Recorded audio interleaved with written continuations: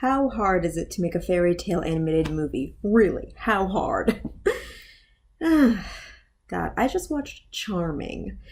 This, I think, Canadian made animated movie, and I was really excited for it over a year ago because it had this little short trailer about these three princesses, and yeah, it had this Shrek feel about it, but promises were not met. So yeah, the trailer made it seem like it was going to be about three princesses, Cinderella, Snow White, Sleeping Beauty, and how they were all engaged to the same dude, which they didn't really notice because they were under some idiotic spell. But I didn't mind that because, darn it, they had this really fun pop number, Trophy Boy, my Trophy Boy, that I loved humming over and over again. I didn't hear the full song, but it was just super catchy, so I loved it. I was excited to see it. I was hoping, hey, the whole musical would be like that. No, not really. No. I still think that those three princesses, well, they could have been the best part of it, but they didn't turn out to be like that. At first, they had some fun fairy tale dialogue, and it was all silly and punny and kind of reminded me of Ever After High, a Mattel creation that came out a couple years ago, and I liked that fairy tale story. I did. I think this movie was trying to be that, but it cuts way too short by, I don't know, just playing it way too safe, like staying in the kiddie pool in the wrong way. God, this movie, it kind of reminded me a lot of Princess and the Frog, but it helped remind me what's good about Princess and the Frog, okay? All the good steps about Tiana's story. Wow. Now that's a fairy tale redux done correctly, okay? I mean, in a way, Princess and the Frog is sort of just like Cinderella's story, told a little bit more detailed with like a whole, after you meet the prince, how difficult it is to get along with him, how Cinderella, or Tiana in this case, is a fuller person and such and like that. And even though their adventure isn't that memorable, their dialogue and their relationship and their back and forth was very charming, and all the characters were all very likable. Again, I'm talking about Princess and the Frog. I cannot say the same thing about Charmed or Charming. See, it doesn't even have a good name. Charming. I know Charmed is the TV witch show, but Charmed, it just rolls off the tongue. Unlike Charming, which you think something's gonna come after. This movie was not charming. It wants to be. I want it to be, but it's not. So yeah, the three princesses, it's not their story. It could have been to be more interesting, to see how these three chicks try to get along with their issues in life. But no, instead it's about the female version of Flynn Rider and a far, far less interesting version of Naveen. Yeah. They are both Latin. That doesn't make it better. Blah. Ugh. I don't know. The whole movie just felt really forced dialogue. The funny parts were not funny at all. It was just awkward. It was just kind of boring. The scene switching, it always felt like somebody was in the middle of saying something and it just switched really fast. There were some scenes and some dialogue in the trailer that were not in the movie, and that made me just feel off, okay? That happens once in a while. To a couple lines, a couple of jokes. Hell, I think at one point Tangled was supposed to have prehensile hair, meaning the hair was supposed to be alive and interactive, kind of like Moana's water. But no. And God, going back to hair choices, the designs of these characters are so flat. They're almost negative. Ugh. Lord, and when I say negative, I mean not just bad, they're just terrible. It's almost like a player protection where they just find costume parts and throw it on there. Okay, this is an animated movie. You could have them look whatever you like. Wow. And they tried to do that with the tribes people, but I think that's more of just bad taste in trying to steal African culture than truly being something magical and interesting. So, yeah, bad. I wanted to. Okay, I think that they had the voice acting choices were not terrible. Okay, again, the three princesses, perfect singing choices. Okay, they chose Avril Lavigne. She was the Taylor Swift in the early 2000s. Ever heard of Skater Boy? You had Ashley Tisdale, who, High School Musical, Zack and Cody, again, early 2000s. But damn, she actually has a pretty good singing voice. It's a little high-pitched and squeaky and almost chipmunk-like, but damn, can she belt when she wants to? And then Jim, who I think is a Chinese pop star. It's funny because her accent is thick in this movie, but that does not disarm her, does not make it bad.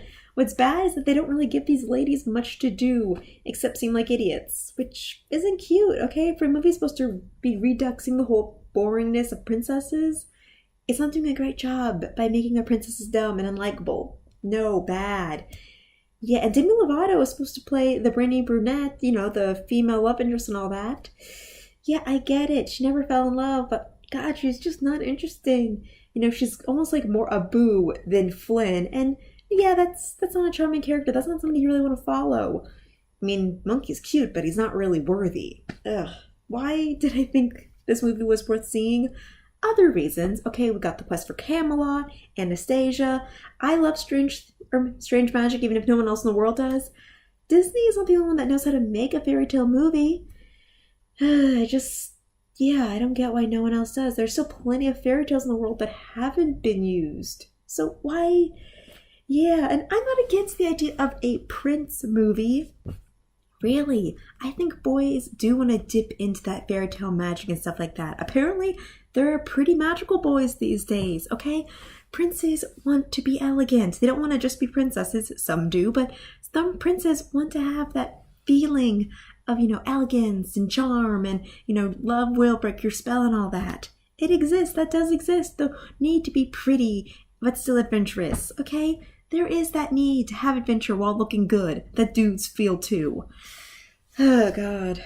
I mean, you could argue that Emperor's New Groove was kind of the male version of Princess movie, and in a way he was, just because he was an interesting protagonist made by Disney.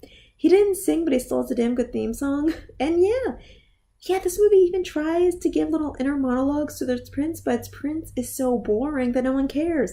They actually make this kid suicidal, and you'd want to think that's edgy, but really it's just weepy. But by the end of the movie, you're like, okay, this might be his best choice. It's a terrible thing to say, but he's really not doing anything else, okay? At least when Naveen was trying to be pushed into being more useful than just his charming layabout self, that it had a little more grit to it, a little more character. He was still Naveen, even when he was put in a situation he didn't like. Yeah, I've seen better. I've seen so much better, okay? This guy, he's not worthy of a prince. He's not even like a good male antagonist in any way. Yeah, this movie rings so flat, and ugh, goodness. I miss having fairy tale fun. I know it's juvenile and whatnot, and I should grow up and just read sci-fi like a regular person. But still, I like fairy tales. Ever After, I'm really mad that canceled so soon because it was going places. It had chance and opportunity. Yes, technically it was just a giant toy commercial, but they had a couple books that actually did try to break their genres while still being pretty and adorable. It still had characters that were trying to break out their genres, and do stuff. Okay, and Ever After High version, it had Prince Charming characters who were like the descendants of Prince Charming, okay? And it had a funny twist on it. You have, of course, the jock version of Prince Charming. That's the one everyone expects and typical. And yeah, he turns into a beast. Spoiler alerts. That's fine. That's running the mill. That's so typical. It's not even, it doesn't offend me. It's just so typical. And there's one point where he's absolutely lost out his mirror. It's like, okay, you're a narcissist. You're a hopeless narcissist. It's hopeless, but there are other Prince Charming characters to kind of redeem the name. You had Dexter Charming, who was a shy nerd. Maybe not even a nerd. He was just kind of the sad little hipster who couldn't talk to girls. But his love interest was a witch. A very nice witch. But she was still a goth with issues. She was honestly the protagonist of the show. But yeah, that was a nice twist. A prince that fell in love with a witch. That's a great tagline. That's interesting. That's fun. And then you had Darling Charming, the daughter of Prince Charming, who, despite all of the sexism she had to go through, she kind of pulled a Mulan. She wanted to fight and adventure despite all the rules and all that. So, yeah, the world sets up how stupid the rules are, though they have characters who are broad enough to see the stupidity, which you can appreciate. Ooh, and the big twist, and also sadly why I think that Darling show might have been canceled before its time. At one point, when her big brother's kiss didn't break the spell, her kiss saved the daughter of Snow White. And you could say, oh yeah, it's just mouth to mouth. But in my heart, that says, oh yeah, your kind of friend of a friend was actually your true love. They knew each other, they talked, It was a surprise, but if Ever After wanted to extend that a little bit more, I could see them blossoming into something more if they just spent more time together. They had the potential. Darling was an interesting case of where, yes, okay, she wanted to have fun and action, but she also still wanted to be good to her friends and, get to know people, understand people, be an asset, be a help instead of just, being the chick there. So, points to her. She wasn't overly spunky about it. It was just more of a, I'm not going to say anything, but I'm going to help people anyway. Almost like Amelia or Amélie. It's a French movie. So yeah, those are good examples. And another thing that Frozen, one of the last good Disney fairy tales ever done, Moana was more of just Disney's POC titular kind of character thing than an actual princess movie. A princess movie has the whole kingdom and monster to defeat story. In Frozen's case, it was Elsa. Now that was a fun twist because she was a good witch who everyone was scared of, even she was scared of herself. That was a more interesting plot. In Strange Magic, the bad guys kept switching back and forth to the point of where this poor chick, Marianne, everyone was against her, okay? Even the people she was trying to help were against her. And even when she makes friends with the bad guy, it's still a complicated situation, okay? That's why I love Strange Magic. It gets so weird and it totally switches up. Yeah, the bad guy is not so bad when you get to know him. He still wants to conquer the world, but at least you can see his side of it. So there are ways to tell new fairy tales while still keeping to the charm of them, the musical numbers, the glamour, how you have friends that are kind of magical creatures, the talking animal thing. It still can be done. You just gotta find something new, something fresh, something that's not really a total ripoff of Disney, but still tries to keep in what was elegant and great about Disney. It's not impossible. I don't believe it's impossible. I just haven't seen it yet. I have time though. Disney, multi-million-dollar company, trying to be more action-y and, trying to sell toys a little bit better right now. Fine, I can wait. I don't need a princess crossover movie, but darn it, pick a new Disney movie to make. And it doesn't have to be Disney making them. DreamWorks, I would honestly love to see you guys try to handle a princess movie, okay? You did really well with, How to Train Your Dragon, doing some kind of more, old-fashioned mystical mythology and all that. Pick a new thing. You guys can do it. I believe in you. DreamWorks, take up the bat. You're pretty good with making, spunky female characters. Why not make an entire movie about one spunky female who happens to sing well? You guys love hiring singers. Do that. DreamWorks, come on at you. Other companies, do better than this guy. All right, that was Charmed, or at least more of a rant about me missing fairy tales. Thank you. Happy New Year.